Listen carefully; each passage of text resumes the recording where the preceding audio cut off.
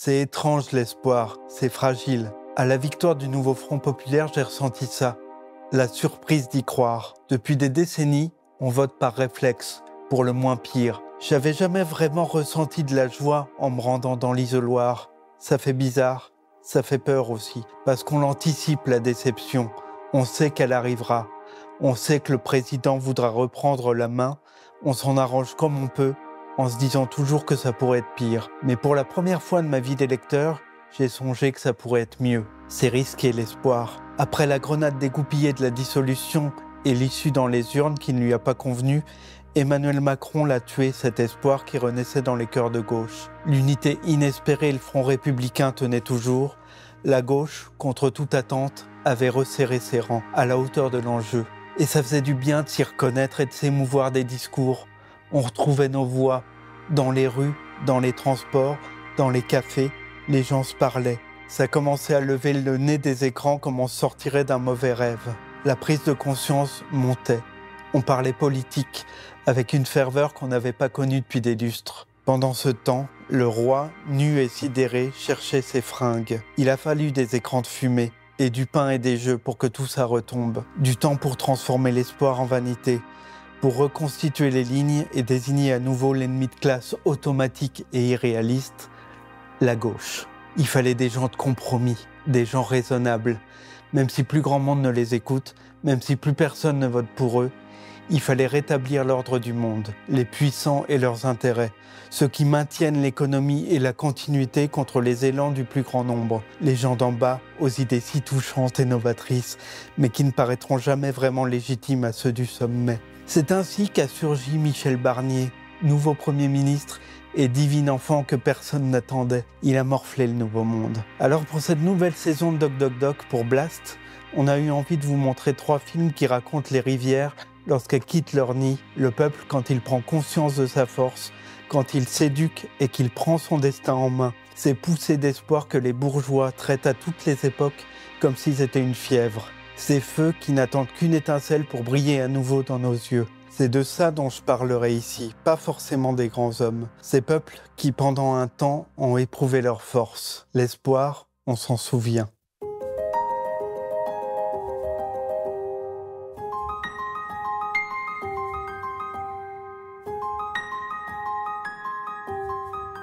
Je me rappelle de mes cours d'histoire, de la manière dont on nous décrivait la Russie d'avant 1917, figée dans un système quasi féodal. Je me dis qu'il faut en revenir à ce début, raconter ce monde immobile, où le peuple était opprimé par un ordre social immuable, la manière dont ça a basculé vers la fin de la Première Guerre mondiale. Je lance ce doc de Bernard Georges sur les révolutions russes, celle de février avant celle d'octobre, cette tentative de concilier l'ordre ancien des tsars avec les forces de gauche avant de le renverser. En février 1917, l'hiver est rude en Russie. La dynastie des Romanov, au pouvoir depuis 3 siècles, est un colosse aux pieds d'argile, avec des millions d'hommes mobilisés et sacrifiés au front, une population épuisée. Un pays rendu exsangue par une guerre absurde et monstrueuse.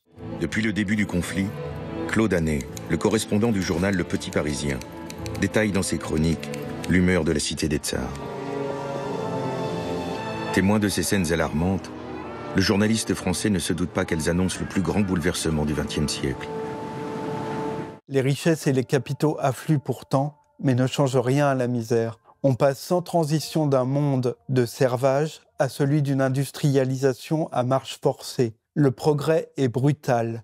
L'exploitation des paysans et des ouvriers est terrible. Les machines ne servent qu'à broyer des destins, à les maintenir dans la nuit, et les changements concédés par le tsar Nicolas II ne sont que cosmétiques. L'assemblée de la Douma n'a qu'un pouvoir fantoche. On est habitué à dépeindre le monarque d'une manière romantique et sentimentale. C'est pas le cas ici. On éprouve vraiment ce que c'était que de vivre sous son règne, et c'est sinistre. Malgré le rendement colossal des terres agricoles, les paysans ont du mal à survivre.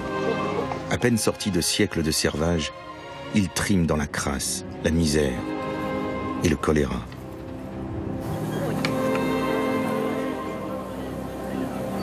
Dans les villes, les ouvriers, auxquels on donne encore parfois le fouet, sont exploités sans vergogne.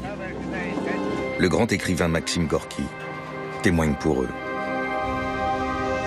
Jour après jour, toute notre vie, nous crevons dans le travail, dans la boue, dans la tromperie, pendant que d'autres se gavent et se divertissent au prix de nos peines, et nous tiennent comme des chiens à la chaîne. Notre vie, c'est la nuit.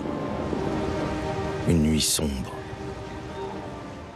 Le pain vient à manquer, c'est ce qui provoque la fureur. À Saint-Pétersbourg, alors Pétrograd, les transports sont à l'arrêt et les usines ferment, faute de matières premières. Tout est réuni pour que la colère se déchaîne. Le peuple manifeste pour réclamer des mesures d'urgence. Le tsar ne mesure pas la gravité de la situation, comptant sur les opérations militaires pour s'assurer la loyauté de la population, avec cette déconnexion que les dirigeants finissent toujours par payer.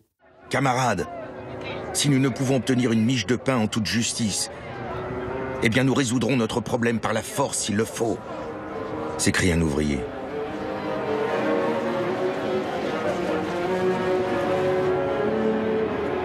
La colère ne tarde pas à se propager. Très vite, elle déborde le quartier. La foule grise des faubourgs déferle vers le cœur de la cité pour réclamer des mesures d'urgence.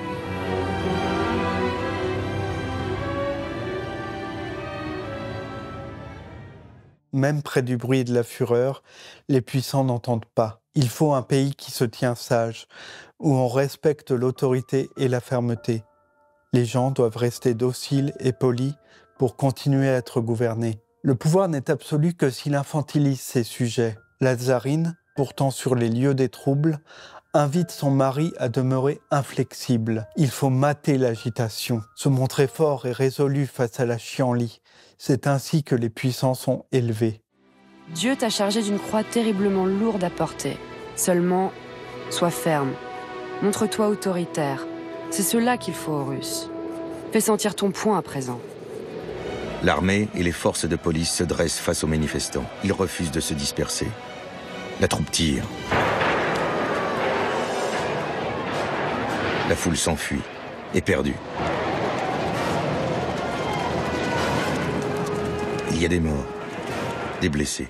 Mais c'est la fin de la docilité. Le mécontentement se répand comme une traînée de poudre. Les casernes se mutinent, la rue se mue en une fusillade incessante et incontrôlable. Les ouvriers sont armés, c'est une force qui dormait et qui se réveille en sursaut. Et rien ne saurait l'arrêter puisque la résignation semble impossible. Il règne un souffle presque rageur sur ces images anciennes, quelque chose d'intimidant, parce que le peuple, quand il fait corps, devient impressionnant. Sa solidarité devient une menace pour l'ordre établi et le gouverner devient impossible. Les dirigeants ont souvent tendance à oublier qu'ils jouent avec ce feu. L'Assemblée de la Douma change de visage, les ouvriers y entrent, 600 délégués. Lénine et Trotsky, tous deux exilés, sont surpris par l'ampleur de la contestation et reviennent. Deux visions s'affrontent. Il faut maintenant gouverner. Et sous le dôme du palais de Tauride, concilier deux visions de l'avenir. D'un côté, celle des députés de la Douma, qui veulent une Russie capitaliste et libérale. De l'autre, celle de la nouvelle assemblée issue de la Révolution, le Soviet, à majorité socialiste. Ces délégués aspirent à un monde de justice et d'égalité. Après de longues tractations, les deux organes s'entendent pour former un gouvernement provisoire, à majorité libérale. On lâche un peu de lest. Les mesures doivent être spectaculaires pour rompre avec la tradition tsariste et calmer la rue. Pendant un temps, la Russie devient le pays des possibles où les carcans s'ouvrent. Les paroles, trop souvent contenues, se libèrent. L'espoir et les aspirations sont immenses, irrépressibles. En quelques semaines, des mesures spectaculaires sont prises. Elles rompent, sans esprit de retour, avec l'ordre ancien. Liberté de réunion, d'expression, de presse, amnistie générale, abolition de la peine de mort, suffrage universel. Partout, des conseils populaires se mettent en place. Il n'est pas de ville en Russie qui ne possède son soviet, où la population exprime ses doléances et affirme ses revendications. Avec les espoirs premiers, la base déborde l'Assemblée. Il y a dans les revendications une intransigeance et surtout une envie d'absolu. La révolution reprend. les soldats ne veulent plus obéir aux ordres et se soulèvent. Ils fraternisent, même avec l'ennemi. Le gouvernement de Kerensky prend des mesures autoritaires pour rétablir l'ordre. La réforme agraire, promise depuis longtemps, tarde. Ce n'est plus l'heure de l'espoir. De juillet à octobre, on trahit l'idéal. Et ça fait basculer l'histoire.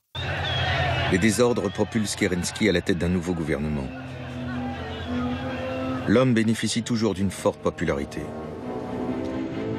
Mais le socialiste Kerensky doit désormais composer avec les exigences des libéraux.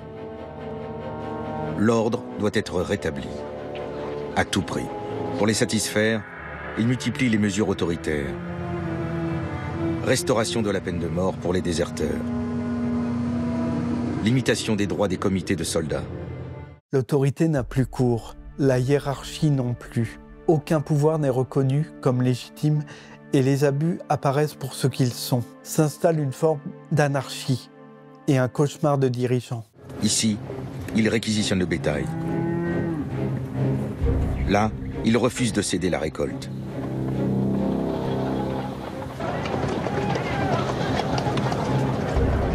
Les pillages des domaines seigneuriaux se multiplient.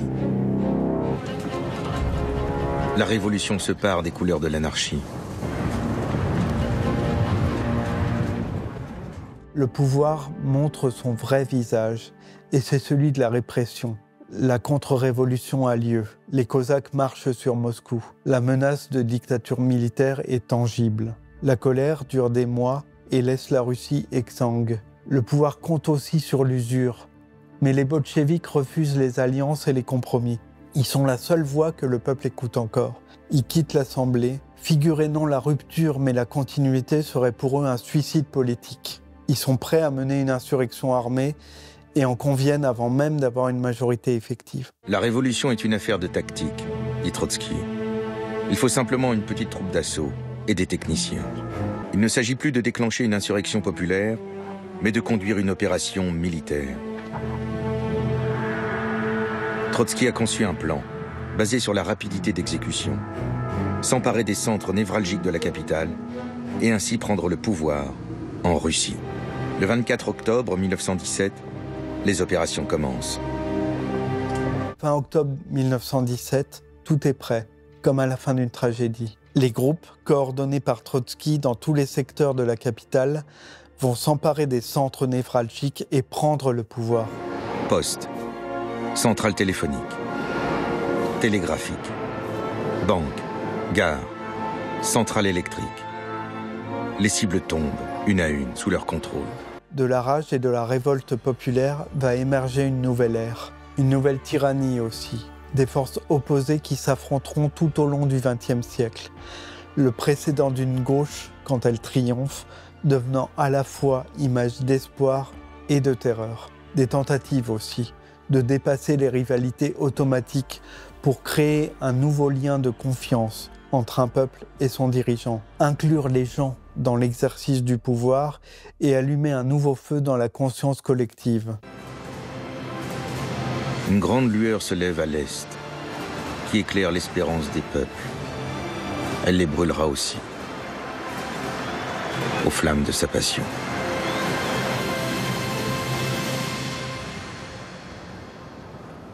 L'un des plus éclatants brûlera avec le Chili du président Allende au début des années 1970. La bataille du Chili de Patricio Guzmán est un chef-d'œuvre pour évoquer cette période. C'est un monument divisé en 3 parties disponible sur Arte. Je pourrais pas l'évoquer dans toute sa richesse parce qu'il dure plus de 3 heures. Mais je vous encourage vraiment à le regarder parce qu'il montre précisément un peuple qui se lève. Il donne le sentiment de le vivre. Dans la rue, avec les manifestants, dans les meetings, au sein des foules, à recueillir la parole des gens.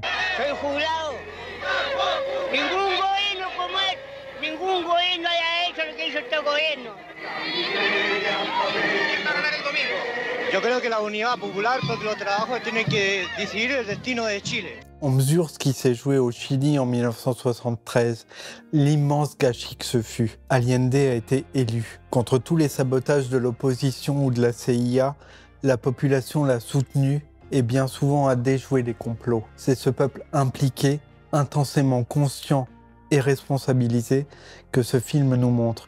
Il nous donne à voir aussi le pouvoir, souvent obéissant à des intérêts qui sont étrangers au bonheur du plus grand nombre. On voit tout et on comprend tout. Alors je vais tenter de m'en faire l'interprète. Mais vraiment, j'insiste, dans une vie de citoyen, il est important de connaître ce film. Oui, c'est à ce point.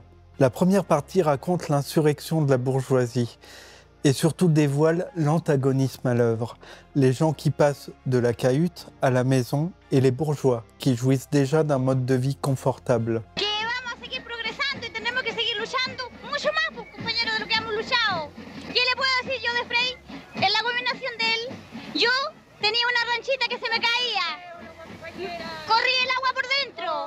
Por mis 4 hijos con bronconeumia. Pedí ayuda por aquí, pedí ayuda por allá y no fui nunca escuchada. En cambio ahora, donde yo voy, soy atendida.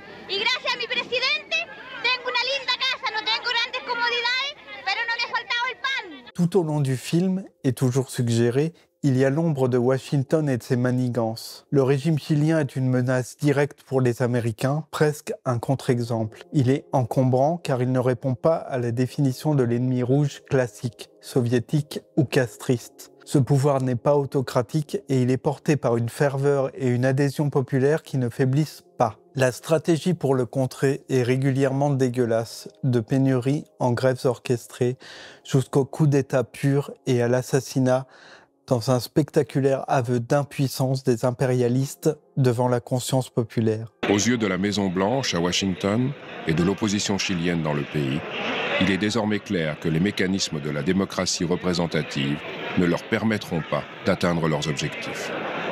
Le résultat obtenu par l'unité populaire démontre au contraire que l'aspiration au changement social n'a pas régressé, malgré les millions de dollars investis par le gouvernement américain. Alors, la stratégie de l'opposition va devenir paradoxalement une stratégie de coup d'État.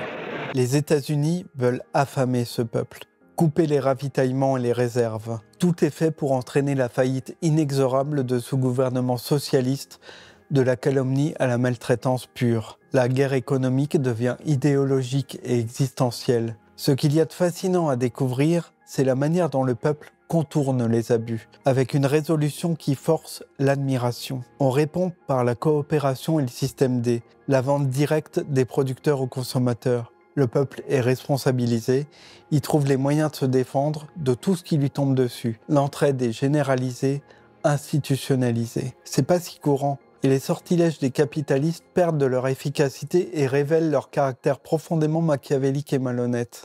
Les objectifs principaux de l'opposition et du boycott des États-Unis sont triples. Désorganiser le ravitaillement de la population, épuiser les stocks de réserve et saboter les semailles pour accroître la pénurie de produits de première nécessité. Les problèmes qu'ils engendrent sont partiellement surmontés grâce à l'organisation des ouvriers. À l'Assemblée, l'opposition destitue les uns après les autres les ministres qui encouragent ces initiatives populaires. Mais ils provoquent des manifestations monstres dans la rue. Là encore, leurs manipulations sont éventées et il apparaît de plus en plus que ces gens règnent avec des mensonges qui ne servent qu'eux-mêmes. Et aucun de leurs effets de manche ne semble avoir d'effet. En 3 mois, l'opposition destitue ainsi 2 hauts fonctionnaires et 7 ministres d'Allende, soit 1 haut responsable de l'unité populaire tous les 10 jours. Peu de temps après, le Congrès ouvre une procédure de mise en accusation contre l'ensemble du gouvernement, ce qui signifierait la destitution de 15 ministres en une seule fois. Mais la pression populaire va faire reculer une partie de l'opposition et la manœuvre échoue.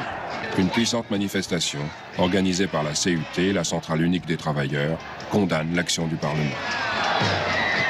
Alors, les dominants se livrent, comme dans la Russie de 1917, à une répression aveugle et furieuse. Ils organisent le chaos social pour protéger leurs richesses. Les milices arpentent les rues avec le soutien des grands financiers et de la CIA. Il faut couvrir la ferveur par la terreur s'il le faut. Étouffer l'espoir en urgence et tirer sur la foule. Cette panique bourgeoise, classique et terrifiante, devant chaque conquête de la gauche. Mais la foule ne se laisse pas manipuler, notamment par une grève des transports publics complètement instrumentalisée par les États-Unis. Alors on use d'attentats pour la terroriser et calmer ses ardeurs. Cette guerre qui ne dit pas son nom contre tout un peuple est incroyablement immorale. Au mois de mai, 1/3 des transports collectifs sont immobilisés par manque de pièces détachées américaines. En 1973, les importations en provenance des États-Unis tombe à 15% du total. Pour protester contre cette situation, mais aussi pour l'aggraver, les propriétaires d'autobus privés décrètent une grève illimitée. Durant le conflit, l'entreprise de l'État, avec seulement 600 véhicules, doit assumer à elle seule le travail accompli normalement par les 5000 autobus privés de Santiago. La population, pourtant, demeure loyale au président Allende et aux réformes qu'il met en œuvre. Il y a là une symbiose et une complicité rare entre cet homme et ses citoyens. Un lien de confiance qui lui permet de tout traverser. Dans ses discours, il leur présente toujours des enjeux clairs, un cap clair. Il leur explique la situation. Il parle à la logique et à l'intelligence. Chacun le sent, chacun le suit.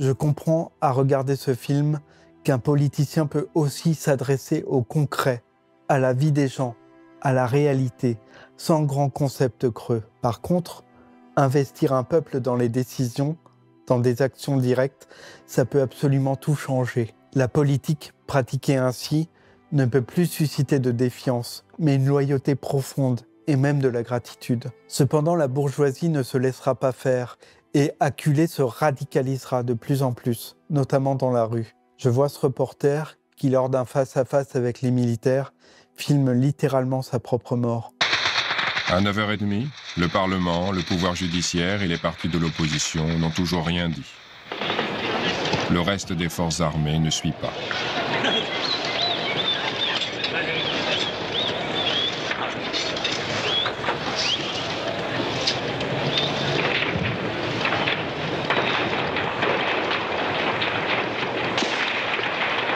Je me dis que ce film nous balance des destins dans la gueule, sans la pudeur floutée de nos temps aseptisés. Et sa mise en scène, radicale et violente, me fait du bien, car son éloquence est invincible, espace de commentaires.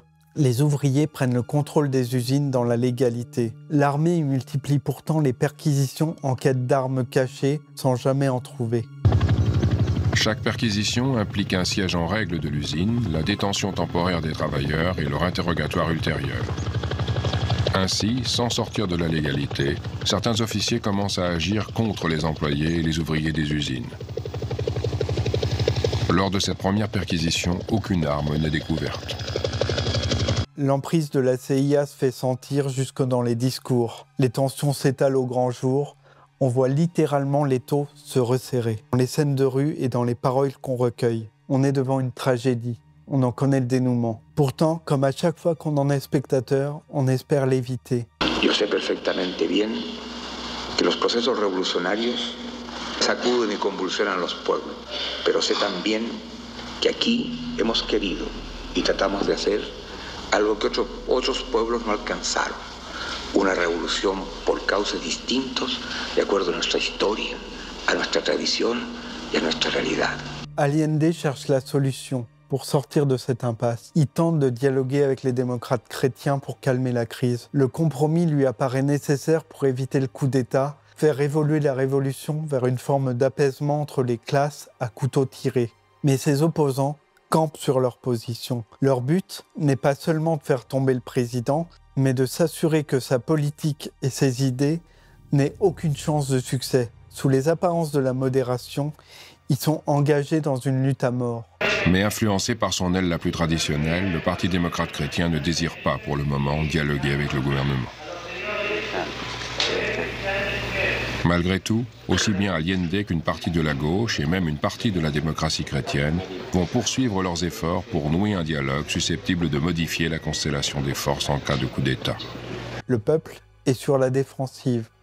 Les courants se durcissent, l'inquiétude monte. On se met à douter juste après l'espérance, comme on l'a vu en Russie. Les travailleurs occupent les entreprises, les usines, s'emparent des moyens de production et de profit. C'est une forme de légitime défense devant une confrontation devenue évidente. On se mobilise et on compte nos forces. Pour la première fois, il y a une méfiance et un soupçon devant la détente à laquelle le président aspire. Le pouvoir rendu au peuple ainsi que l'éducation populaire a créé cette impatience. Cette volonté se fait souveraine et impérieuse. Le 12 juillet, le Parti socialiste rend publique sa position face à la menace de putsch. Los soldados, marinos, aviadores y carabineros no pueden prestarse en ningún momento y bajo ninguna circunstancia para asesinar trabajadores. Y llegado el caso de que algunos oficiales se alzaran, los oficiales, suboficiales, clase y soldados no tienen la obligación de prestarle obediencia. Aún más claro, no solo tienen el deber de negarse a acatar órdenes que signifiquen disparar contra el pueblo o participar en aventuras golpistas contra el gobierno o los trabajadores, sino que oponerse activamente a ella. La perspective d'un apaisement et d'une réconciliation panique également les privilégiés. Sortir de l'opposition systématique par le dialogue, c'est aussi respecter le combat de l'autre, redistribuer les richesses et reconnaître en creux les déséquilibres et l'injustice dont ils se sont faits les complices. Les repus n'aiment jamais avoir mauvaise conscience. Ils préfèrent s'imaginer raisonnables, se dépeindre comme les adultes qui ont autorité sur une foule naïve et infantile. Leur domination n'est pas seulement économique, elle doit être psychologique. Leur monde est fondé sur un rapport de force, autoritaire et hiérarchique, pour lequel l'égalitarisme, l'horizontalité sont inconcevables. C'est la manière dont ils se tiennent debout et dont ils conçoivent l'existence même. Il faut un ordre et de l'obéissance, jamais de la compréhension. La voix du peuple devra toujours passer par leur prisme. Le dialogue est impossible et doit être stoppé, même par des meurtres. Mais l'éventualité d'un accord entre Allende et la direction du Parti démocrate chrétien suscite une profonde inquiétude chez les adversaires les plus irréductibles du gouvernement. Le 27 juillet, à 1h30 de l'après-midi, l'extrême droite assassine le commandant Arturo Araya Peters, aide de camp naval du président Allende. La violence atteint ainsi un officier directement attaché à la personne du président de la République, au moment précis où la démocratie chrétienne accepte de dialoguer avec Allende. Homme de confiance du président, Araya était devenu le principal médiateur entre le gouvernement et les officiers constitutionnalistes de la marine.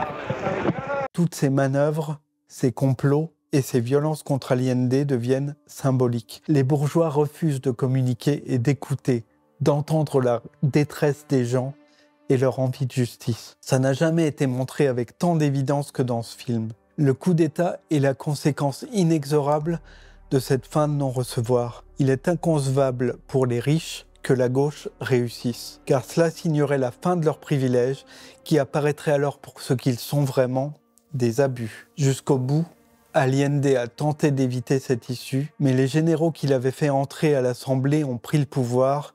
L'un d'entre eux était le général Pinochet. Le 22 août, forte d'un accord à la Chambre des députés, l'opposition rompt définitivement avec le régime constitutionnel. Au terme de cet accord, sans aucune valeur juridique, le gouvernement est en train de violer la Constitution. C'est un appel ouvert à l'intervention militaire. Adoptée à la majorité simple, cette déclaration justifie la rébellion militaire et légitime le coup d'État. Dès lors, les événements se précipitent. Un groupe de femmes se rassemble devant la maison du commandant en chef de l'armée, le général Carlos Prats, chef naturel des officiers respectueux du système démocratique. La manifestation, à laquelle participent 6 épouses de généraux, vise à montrer à Carlos Prats qu'il n'a plus le soutien de ses collègues. Le lendemain, le Conseil des généraux lui retire son appui et Carlos Prats décide de démissionner. Augusto Pinochet, en apparence soldat de métier respectueux de la Constitution, devient donc le nouveau commandant en chef. Ce qu'il y a d'impressionnant et de bouleversant, c'est le soutien dont a bénéficié Salvador Allende jusqu'à ses derniers instants, jusqu'à être acculé et mourir dans le palais bombardé le 11 septembre 1973. À quel point tout le système s'est élevé contre lui et contre son action, la façon dont son peuple n'a pas été dupe et a déjoué tous les pièges. Ce film, c'est l'histoire de son lien extrêmement fort, de confiance, de respect avec sa population. Un dirigeant véritablement protecteur comme on en a bien peu vu. Une injustice immense aussi. La Fuerza Aérea ha bombardeado las torres de Radio Portales y Radio Corporación. Ante estos hechos, derechos. Solo me cabe decirle a los trabajadores, yo no voy a renunciar. Colocado en un tránsito histórico, pagaré con mi vida la lealtad del pueblo. En dépit du bombardement, les défenseurs du palais résistent 3 heures. En même temps, des escarmouches ont lieu çà et là à Santiago et dans les provinces. À 14h15, le président Allende meurt à la Moneda. Parce que la réorganisation populaire et participative de cette société n'était pas loin d'aboutir et d'être absolument exemplaire. C'était une autre manière de faire vivre une démocratie, comme on le constate dans la toute dernière partie du documentaire. Une occasion terriblement manquée. Le dernier doc, Coup d'État contre Chavez, la révolution ne sera pas télévisée, est un prolongement du précédent. Et la répétition d'un même affrontement, les forces de l'argent contre une volonté d'égalité. Les personnages changent, mais l'histoire bégaye. Même si Chavez n'a rien à voir avec Allende, il a un côté plus populiste et une campagne électorale qui fonctionne davantage sur le mode sentimental, à la Castro des débuts. On le voit enlacer les gens, appeler des femmes « ma chérie », dans une relation affective, viscérale, paternaliste, jouant plus sur la connivence et la proximité. Le doc et l'image nous plongent dans la patine et les couleurs de la fin des années 90, dans ce pays troublé qu'est le Venezuela. À travers l'élection de cet homme anticonformiste en 1998, ce triomphe à milieu des usages politiques habituels, c'est avant tout l'espoir des plus défavorisés qui parvient au pouvoir. La prospérité immense du pays doit profiter à la population entière, plus seulement à ses dirigeants. Dans la pure tradition bolivarienne, il s'agit d'éduquer le peuple et lui faire connaître ses droits, notamment par la télévision. Après des décennies de censure, le Venezuela connaît une explosion sans précédent de l'activité politique populaire. Les partisans de Chavez se regroupent à un niveau local, dans les cercles bolivariens, pour discuter de leurs problèmes quotidiens. Je n'avais jamais voté de ma vie. Quand le président Chavez est arrivé sur la scène politique avec de nouvelles perspectives, on a décidé de voter pour lui. Pour nous, la politique se résumait à 2 clans. Ceux qui s'enrichissaient et ceux qui mouraient de faim toute leur vie. Maintenant, on s'intéresse de près à la politique, parce qu'elle est devenue démocratique. Chavez n'a pas la peau blanche et il est issu des populations autochtones. Les gens s'identifient à lui et tout l'oppose, même son apparence, à la classe au pouvoir. Il devient un symbole. Il a le contact facile et le verbe extraverti, avec cette faconde et cette chaleur qui est toujours un peu suspecte. J'ai toujours peur de les voir tomber très haut, à la mesure des espoirs et de la loyauté qu'ils suscitent, ces grands hommes. Ils sont rarement à la hauteur des rêves qu'ils inspirent, et leur avenir est souvent celui de la désillusion. En 1992, alors jeune officier, il tente un coup d'État contre le gouvernement de l'époque. Il échoue et il est emprisonné. Cette détention fait de lui un héros populaire. 2 ans après son élection, Chavez doit toujours faire face à une opposition virulente de ceux qui s'étaient habitués à diriger le pays. Leur pouvoir économique est considérable. Chavez s'élève contre tout un système, contre un monstre et des démons dont on a vu le résultat au Chili. Les foudres de Washington ne manqueront pas de s'abattre et de réduire à néant toutes les aspirations qu'un scrutin peut faire naître. Évidemment, les riches et les bourgeois hurleront au diable marxiste qui va précipiter leur pays dans la violence et dans la ruine. Ils connaîtront la peur devant ces foules furieuses et sans expérience qui prétendent aux plus grandes responsabilités. Évidemment, l'affrontement sera inévitable. Évidemment, on tentera de lui confisquer le pouvoir avec le soutien plus ou moins voyant des grandes forces impérialistes. La partition est connue. Le peuple ne connaît pas la notion de sacrifice, ni la valeur des choses. Voilà pourquoi il ne s'en préoccupe pas. L'objectif de cet homme est de nous faire fuir le pays afin de le laisser aux mains des gens sans expérience et sans valeur, qui n'ont jamais lutté pour obtenir quoi que ce soit. Nous nous sommes battus pour avoir ce que nous possédons. Nous ne céderons rien et nous n'abandonnerons pas notre pays. Le Venezuela est la 4e puissance pétrolière mondiale. Et cette richesse immense ne profite qu'à une minorité de cadres supérieurs qui l'accaparent. C'est une oligarchie qui, sous couvert de démocratie et de capitalisme triomphant, ne laissera jamais sa place. On sème des rumeurs, Chavez serait à la solde de Castro et de la guérilla colombienne, l'URSS n'étant plus disponible. Les manifs sont orchestrés, On incite au putsch en prétendant, comme souvent, que les électeurs se sont trompés de vote. Les inquiétudes de la CIA sont soudainement partagées par un groupe de hauts gradés vénézuéliens. Le 10 avril, l'un d'entre eux adresse un message au président, diffusé sur toutes les chaînes privées. El alto mando militar tiene que decirle al señor presidente, aquí la causa de todo esto, usted váyase. Entonces el alto mando tendrá que asumir esa posición, porque si no, alguien la va a asumir por él.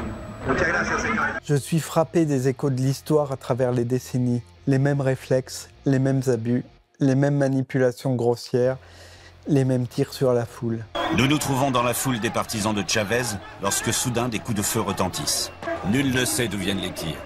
Des personnes sont touchées à la tête. Il apparaît très rapidement que la foule est la cible de snipers. La démocratie bourgeoise, quand les conflits ne se règlent pas dans les assemblées, devient vite sanglante. Une nuit, les ministres se retrouvent enfermés dans le palais présidentiel où rôde la mort. Les ministres de Chavez présents au palais sont totalement coupés du monde extérieur. La seule source d'information dont ils disposent sont les chaînes de télévision privées.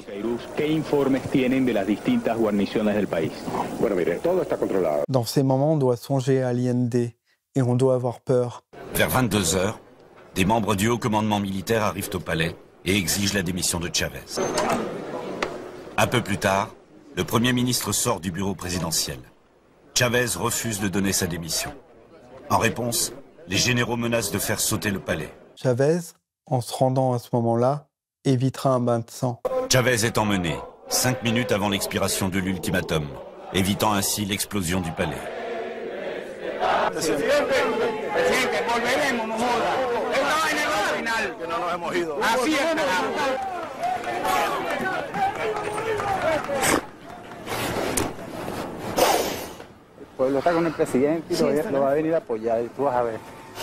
Le coup d'État bourgeois échouera par la rue et Chavez reviendra.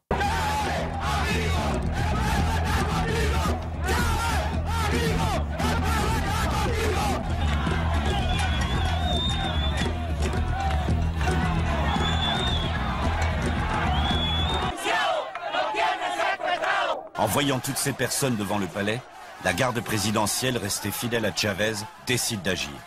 Ils échafaudent un plan pour reprendre Miraflores à la barbe de Carmona. C'est comme un codicile à ce qui s'est passé au Chili. Le documentaire nous fait également partager ce présent. On voit l'histoire quand elle hésite, quand elle devient furieuse après l'espoir déçu, quand on a osé remettre en question l'avenir, celui des sondages, celui des puissants, celui dont on n'est pas censé réinventer les règles, celui qui n'était pas prévu pour nous.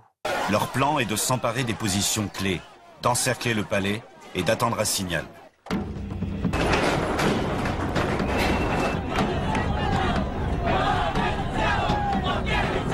Les positions sont assurées. Le signal est donné, la garde présidentielle investit le palais. Plusieurs membres du nouveau gouvernement sont faits prisonniers, mais la confusion aidant, Carmona et les généraux parviennent à s'enfuir.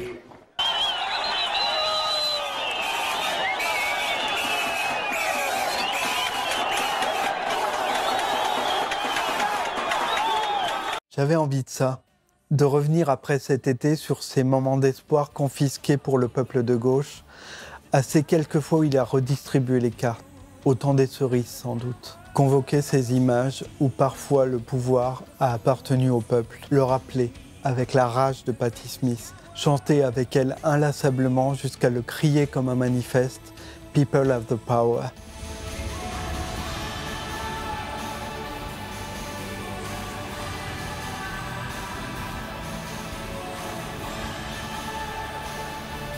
Alors si, comme nous, vous avez la nostalgie de ces moments où le peuple a repris son destin en main, et si vous avez envie qu'on raconte une histoire un peu différente et un peu plus proche de nous, abonnez-vous à Blast si vous le pouvez, et nous on se revoit le mois prochain pour un nouveau numéro de Doc Doc Doc.